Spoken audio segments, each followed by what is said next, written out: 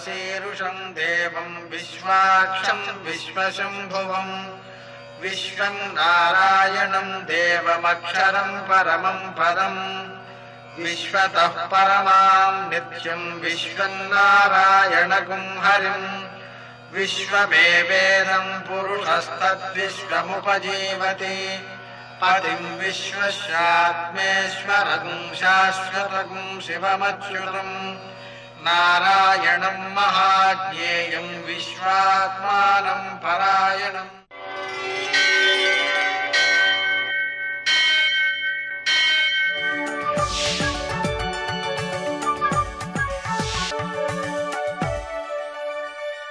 सूर्यशौर्यमथेन्दुरिन्द्रपदवी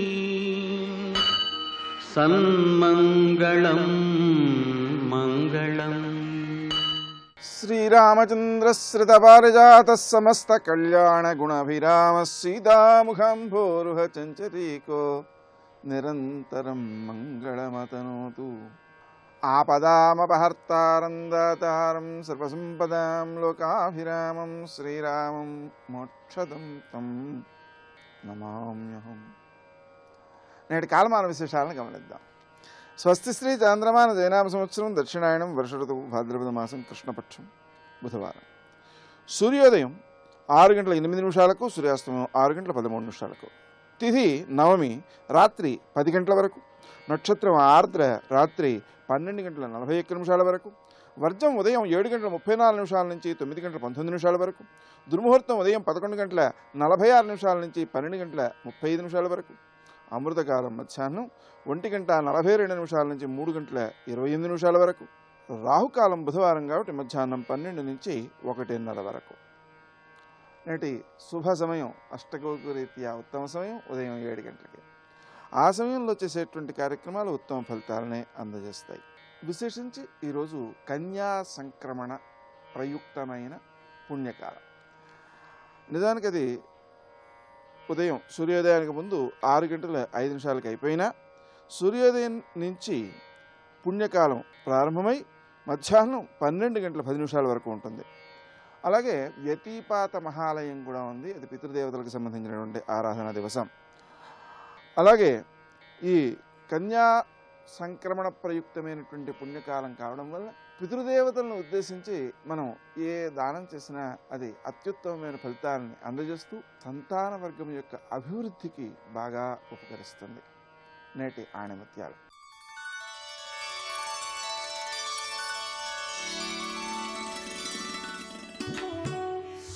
అంతులేని దుఃఖాలను అందించిన విషమ పరిస్థితులే మహాత్ములకు వికాసవాదం నేర్పించిన విద్యాలయాలు.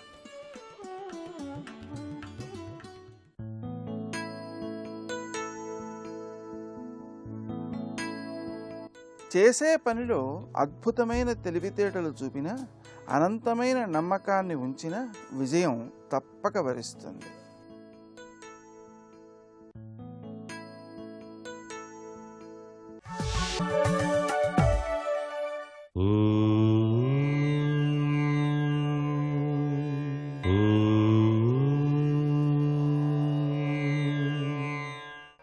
ఓం నమో నారాయణాయ. ఓం నమః శివాయ. శ్రీమాత్రే నమః.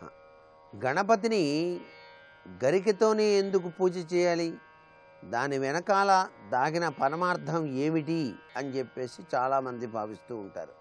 సహసిద్ధంగా గణపతిని గరికతోనే ఎందుకు పూజ చేయాలంటే, ఒకసారి కైలాసగిరిలో పార్వతీ పరమేశ్వరులు కూర్చొని ఉన్న సమయంలో దేవతల సమక్షంలో చక్కటి నాట్య ప్రదర్శన జరుగుతోంది. ఆ నాట్యాన్ని తిలకించడానికి యముడు కూడా వచ్చాడు.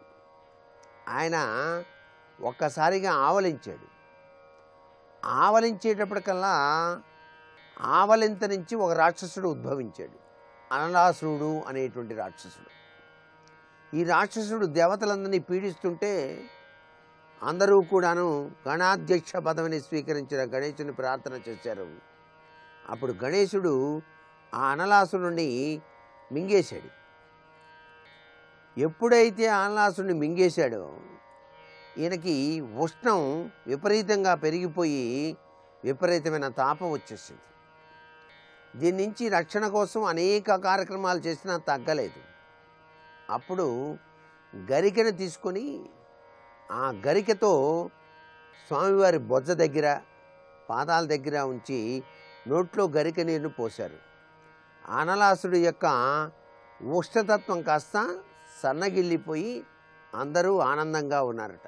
అందుచేత గరికెతో గనక స్వామివారిని గనక నిత్యం గనక మనం పూజ చేసినట్లయితే ఉష్ణతత్వం తగ్గి ఆనందతత్వంతో స్వామివారు దివ్యానుగ్రహ తత్వాన్ని ప్రసాదింపచేస్తాడు అని చెప్పేసి, అంటే ఒక విధమైన గ్యాస్ట్రిక్ ట్రబుల్ లాంటిది వచ్చింది స్వామివారికి. దాన్ని తగ్గించడానికి గరిక సహకరించింది. కాబట్టి గరిక ప్రియుడు ఆయన. 21 గరికతో గనక స్వామివారిని గనక బుధవారం ధ్యానం చేస్తూ పూజ చేసినట్లయితే సత్వరమే కోరికల్ని నెరవేర్చేటువంటి ఆ స్వామి యొక్క దివ్యానుగ్రహాన్ని మనం పొందటానికి ఆస్కారం ఎంతగానో ఉంటుందని చెప్పేసి శాస్త్రం. అందుకే గరిక పూజ ఎంత విశిష్టంగా చెప్పారు. అంతేకాకుండా గరిక జీర్ణకోశ సంబంధమైనటువంటి రుగ్మతల్ని కూడాను తొలగించేటువంటి దివ్యవంతమైనటువంటి ఔషధంగా కూడా మనకు శాస్త్రాల్లో చెప్పారు. దుస్వప్నాల్ని కూడాను నాశనం చేసేటువంటి శక్తి గరికకు ఉంది. అందుచేతనే గరికతో చేసినటువంటి విశిష్టవంతమైనటువంటి చాపలు మనం పూజా మందిరంలో కూడాను ఆ యొక్క ఆసనంగా ధ్యానం చేసేటప్పుడు వాడేటువంటి సాంప్రదాయం కూడా ఉంది. ఇంత గొప్ప విశేషం గరికకు ఉన్నది కాబట్టే గకారతత్వంలో విరాజిల్లేటువంటి గణేశుణ్ణి గరికతో అర్థించి పూజ చేసి స్వామి యొక్క కృపారస దృష్టికి మనం పాత్రలు కావాలని శాస్త్రం. సర్వే జనా సుఖినో భవంతు.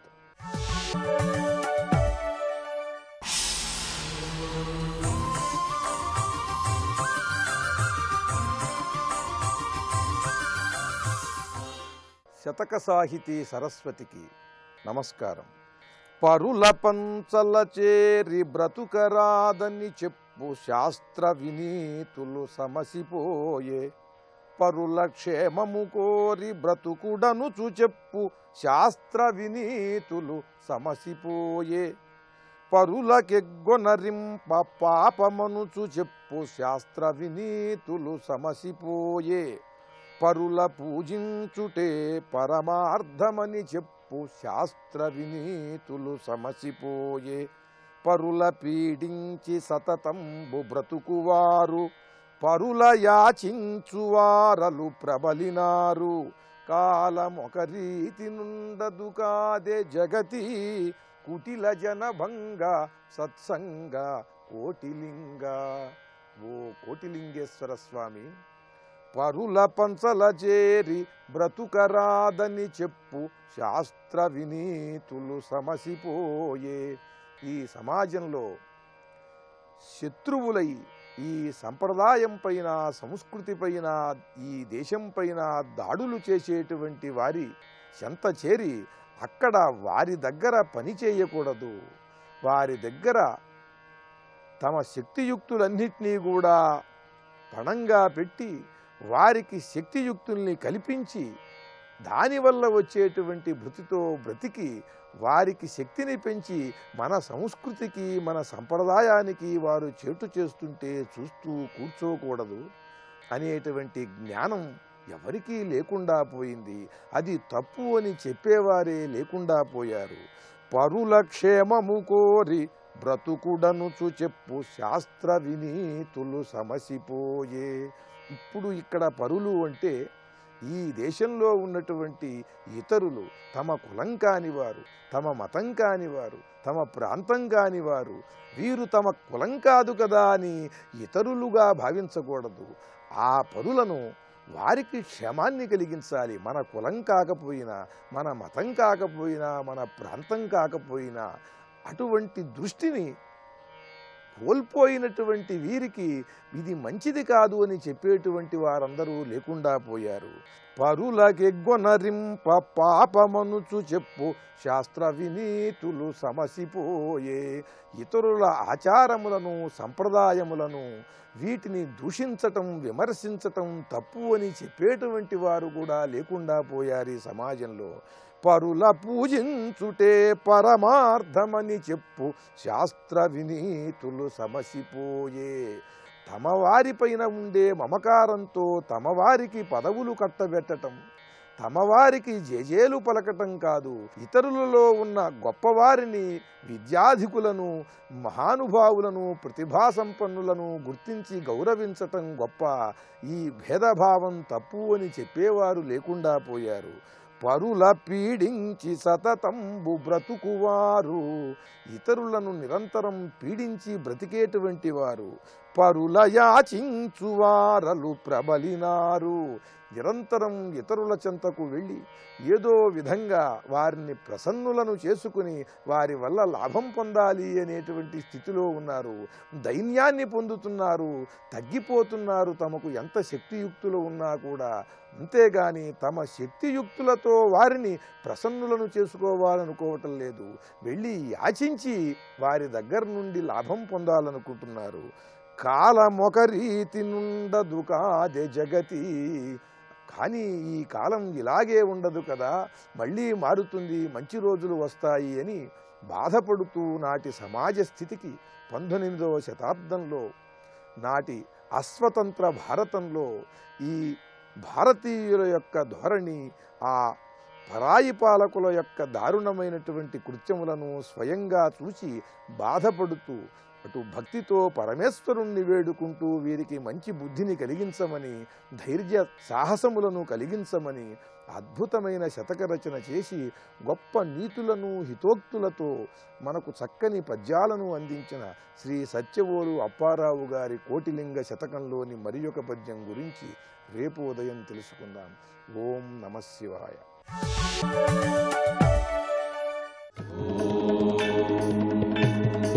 आदिलक्ष्मीं जगन्मातरं भावये आद्यन्तरहिताम् अनन्तलक्ष्मीं सदाद्यन्तरहिताम् अनन्तलक्ष्मीं सदा आदिलक्ष्मीं जगन्मातरं भावये.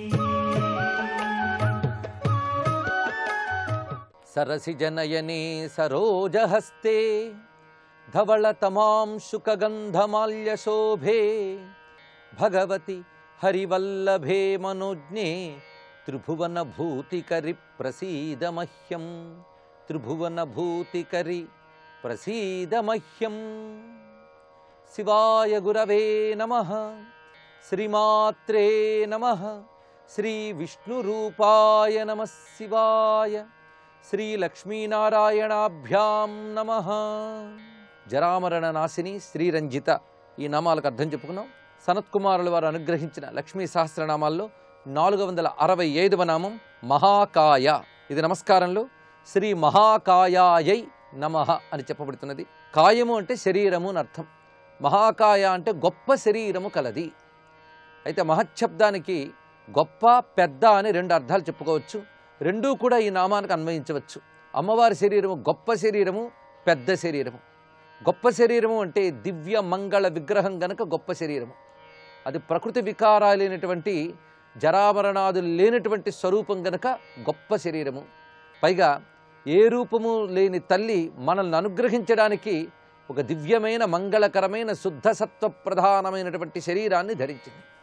ఆ శుద్ధసత్వ ప్రధానమైన మంగళకరమైన శరీరము శ్రేష్టమైనది గనక మార్పు, వికారము, నాశనము మొదలైనది లేదు గనక అది మహాకాయ అని చెప్పబడుతున్నది. ఇంకొక అర్థంలో మహాకాయ అంటే విరాట్ రూపిణి, పెద్ద రూపము అని అర్థం. విశ్వమే అమ్మవారి యొక్క శరీరం. విశ్వరూపంగా విరాట్ రూపంగా అమ్మవారు ఉన్నప్పుడు అత్యంత ఉత్కృష్టమైన స్వరూపముగా ఉన్నది. కిరీట లిఖితాంబరం మరి వర్ణిస్తుంది దేవి మహాత్మ్యం. అమ్మవారు మహాకాయం అయినప్పుడు ఎలా ఉన్నారంటే ఆ కిరీటం ఆకాశాన్ని రాసుకుంటున్నట్లుగా అంత విస్తారంగా ఆద్యంతరహితంగా పెరిగి ఉన్నారు అని. అలాంటి విరాట్ రూపిణి గనక మహాకాయ అని చెప్పబడుతున్నది. 466వ నామంలో సోమ సూర్యాగ్ని లోచన. ఇది నమస్కారంలో శ్రీ సోమ సూర్యాగ్నిలోచనాయై నమో నమః. మహాకాయ నామం వెంటనే ఈ నామం ఉండడంలో ఒక ఔచిత్యం ఉన్నది. ఆ మహాకాయగా విరాట్ రూపుడైన ఆ తల్లికి 3 నేత్రస్థానముల యందు సూర్య చంద్ర అగ్నులున్నాయి. ఈ మూడింటితో లోకానికి వెలుగునిస్తూ లోకాన్ని గమనించుకుంటూ ఉన్న తల్లి గనక ఆ 3 కన్నులతోనే లోకాన్ని పోషిస్తోంది జగదంబ. అందుకే సోమ సూర్యాగ్ని లోచన అని చెప్పబడుతున్నది.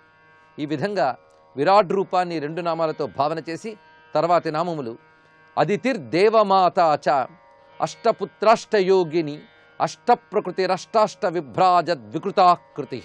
467వ నామం అదితి.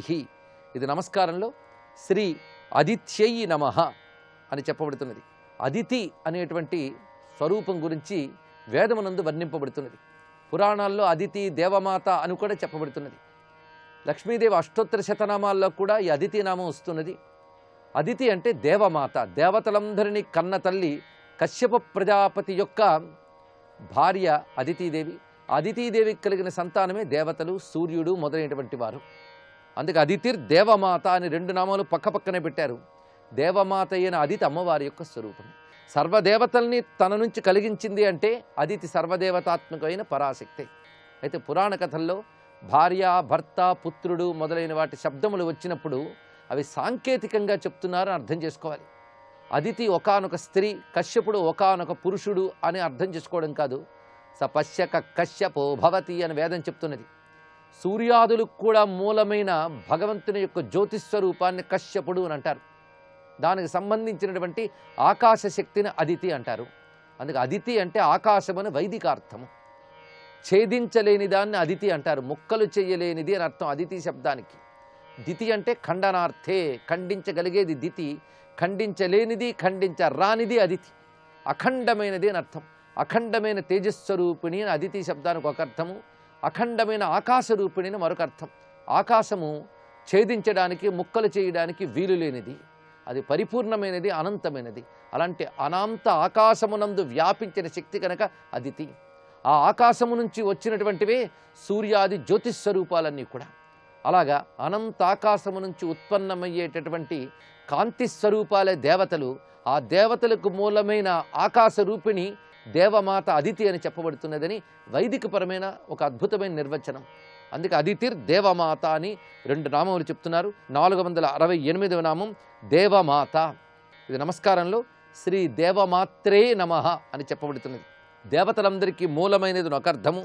అదేవిధంగా దేవతల చేత కొలువబడుతున్నది. మాతి అంటే కొలువబడుట, పూజింపబడుట అని అర్థం. అందుకే సర్వదేవతల చేత పూజింపబడేటువంటి జగదంబ గనక అమ్మవారు దేవమాత. ఇది 2వ అర్థం. 469వ నామం అష్టపుత్ర. ఇది నమస్కారంలో శ్రీ అష్టపుత్రాయై నమః అని చెప్పబడుతున్నది. ఇది ఒక చిత్రమైన నామం. బహుశాస్త్రము యొక్క శోధనతో దీన్ని తెలుసుకోవచ్చు. ఈ నామానికి అర్థాన్ని 8 మంది పుత్రులు అమ్మవారికి ఉన్నారని చెప్తున్నారు. అయితే అదితి, దేవమాత, అష్టపుత్ర అనే పరంపరలో వచ్చింది కనుక కొంచెం ఆలోచించుకోవాలి. అనంతమైనటువంటి ఆకాశ రూపిణిగా ఉన్నటువంటిది, అఖండ తేజోరూపిణిగా ఉన్నది అదితి. దాని నుంచి వెలువడుతున్న తేజస్వరూపాలు జగత్తుకి హితకరమై రక్షారూపమైన కాంతిమూర్తులు ఎవరో వారు దేవతలు అని చెప్పబడుతున్నారు. ఆ దేవతలు ప్రధానంగా 8ని వివరిస్తున్నారు. 8 మంది దేవతలకి తల్లి గనక అమ్మవారు అష్టపుత్ర.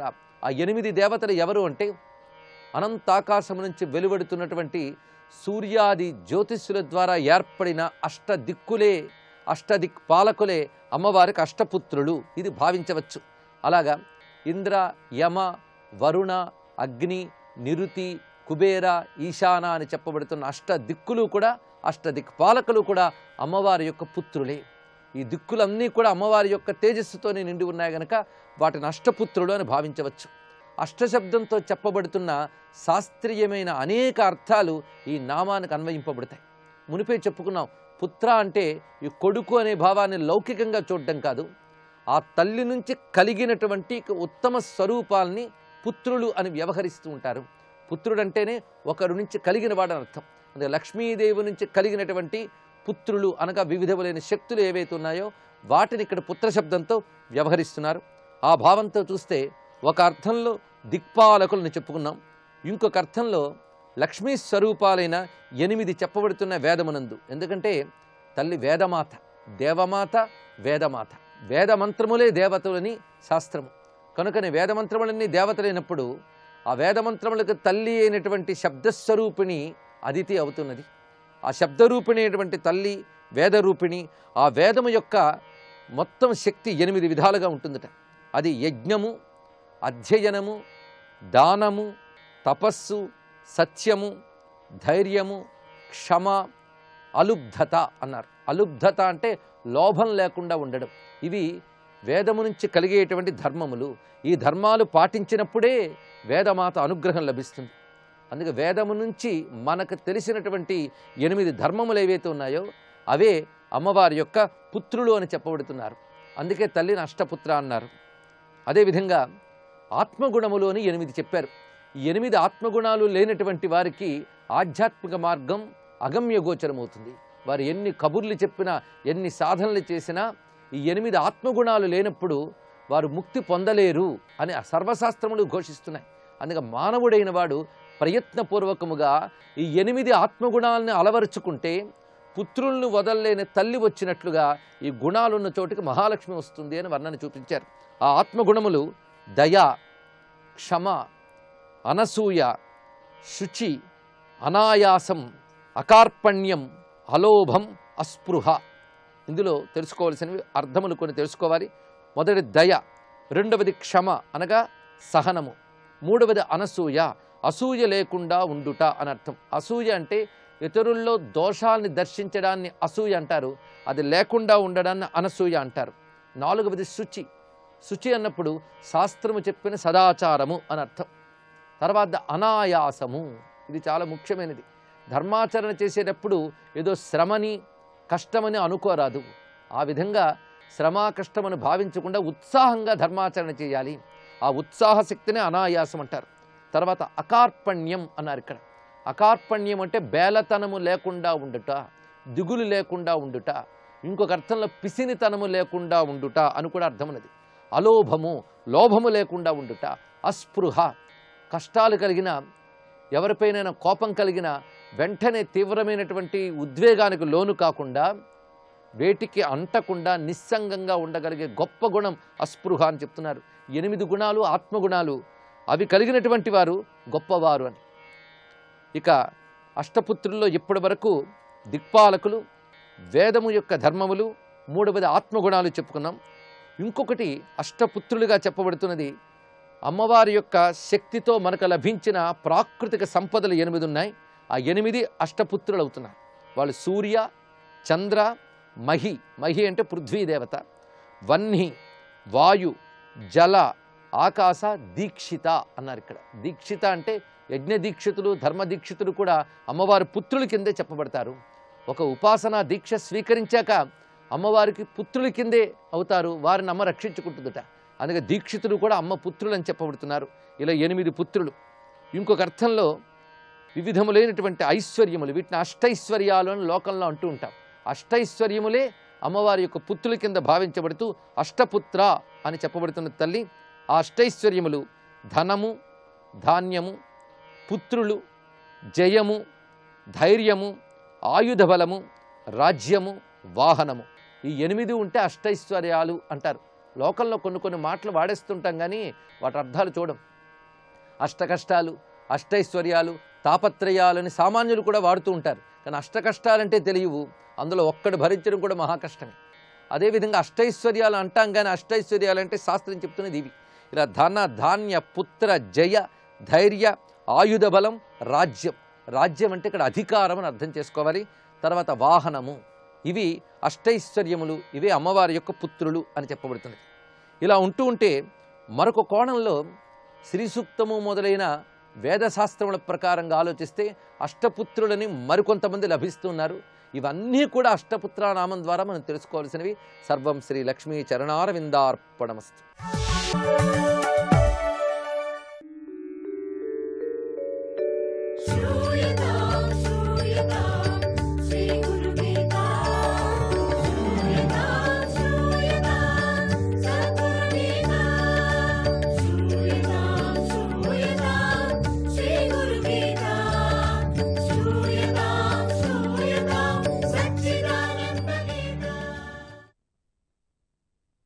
జై గురుదత్త. సనక సనందాదుల యొక్క సనత్సుజాతుల యొక్క విచారాన్ని చెప్పుకుంటున్నాం కదా దత్త. శివుడు ఇదంతా గమనిస్తూనే ఉన్నారు. చూశాడు, అయ్యో అన్యాయంగా వెళ్ళిపోతున్నారే నా దగ్గరికి వచ్చిన వాళ్ళు, జ్ఞానానికని వచ్చిన వాళ్ళు ఈ మాయలో పడి ఈ మాయను చూసి అనుకొని తన దక్షిణ భాగం నుండి ఒక కొత్త రూపాన్ని ధరించి వాళ్ళు వెళ్లే దారిలోనే అద్భుతమైన తేజస్సుతో వాళ్లకు దర్శనమిచ్చాడు దక్షిణామూర్తిగా. ఆయన తన కుడి చేయి పిడికిలి మూసి క్రమంగా చిటికన వ్రేలు అనామిక మధ్యవేలు పైకి పెట్టి చూపుడు వేలును బొటన వేలుకు తాకించి చిన్ముద్రను వాళ్లకు చూపించాడు. అంతే. పైన ఉన్న 3 వేళ్లు స్వప్నాది అవస్థత్రయాన్ని సూచిస్తున్నాయి. ఇక్కడ 3 కూడా. చూపుడు వేలు బొటన వేలు కూడా తుర్యావస్థ అంటే ఆత్మతత్వాన్ని సూచిస్తున్నాయి. అంటే 3 అవస్థలను దాటి 3 శరీరాలను కూడా అంటుంటారు. ఈ 3 శరీరాలను మడిచిపోయి వదిలేసి ఆత్మ ఈ పరమాత్మలో చేరటం. 3 అవస్థలను దాటి తుర్యావస్థ చేరిన వారికి ఈ అవస్థ పరమాత్మ అవస్థ తుర్యావస్థ చేరిన వారికి జ్ఞానసిద్ధి కలుగుతుందని భావం. శివుని ఈ అవతారమే దక్షిణామూర్తి అవతారం. ఇంతట్లోనే అన్ని కూడా బోధ చేసేశారు ఆయన. ఏమీ మాట్లాడనే లేదు. రోజులు కూడా గడపలేదు. మర్రి చెట్టు కింద కూర్చొని సకల ములునకు జ్ఞానాన్ని ఇచ్చేటువంటి ఆయన్ని, జనన మరణాల దుఃఖాన్ని పోగొట్టగల సమర్థుడైనటువంటి ఆయన్ని, 3 లోకాలకు గురువైనటువంటి దక్షిణామూర్తి నమస్కరిస్తున్నాను. చిత్రం వటతరోర్మూలే వృద్ధాః శిష్యా గురుర్యువ గురోస్తు మౌన వ్యాఖ్యానం శిష్యాస్తు చిన్న సంశయాః. శిష్యాస్తు చిన్న సంశయాః. ఎంత ఆశ్చర్యం! మర్రి చెట్టు కింద ఒక యువకుడైన గురువు కూర్చున్నాడు అంటే చిత్రం వటతరోర్మూలే వృద్ధాః శిష్య గురుర్యువ గురోస్తు మౌన వ్యాఖ్యానం శిష్యాస్తు చిన్న సంశయః. ఇది ఎంత ఆశ్చర్యంగా ఉంది! ఎంత ఆశ్చర్యం! మర్రి చెట్టు కింద ఒక యువకుడైనటువంటి గురువు కూర్చున్నాడు. ఆయన శిష్యులంతా వృద్ధులే.